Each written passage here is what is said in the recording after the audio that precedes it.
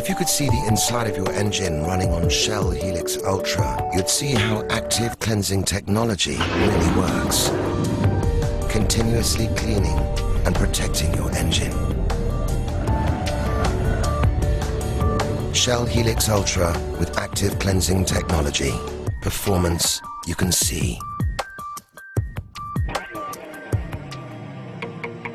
What we did in the past was to establish a cleansing platform as the main strategy and the main drive for Helix positioning. We are moving from the cut car campaign and showing even better how the oil works inside the engine.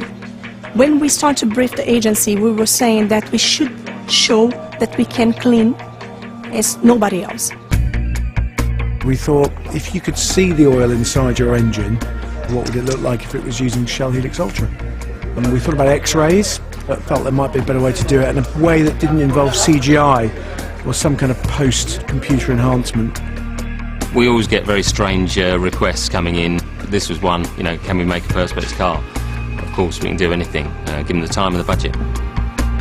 I mean, there's over 2,000 parts to a car, so it's not a giant Airfix kit, it's a bit more involved than that. I mean, we've had to totally dismantle and strip down a car and copy every part and make sure it all fits.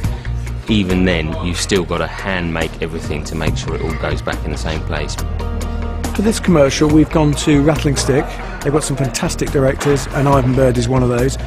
The others tended to get a little bit absorbed in the idea that we were going to make and photograph a glass car, and that was the story.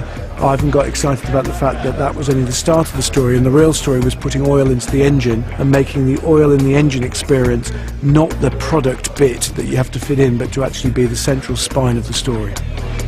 The engine is twice the size of the real engine.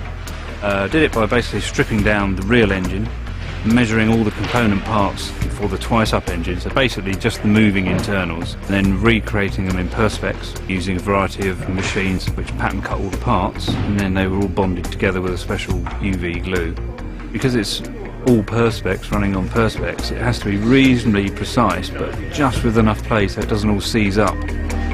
Most people think the oil just sits in the bottom sump and then just splashes around an engine, but what you'll see the oil move through the very fine oil ways into the bearings, and it's these oil ways that we believe are critical to keep them clean, to allow the oil to flow to the contacts in the engine, to keep the engine performing how the engine designer intended it to.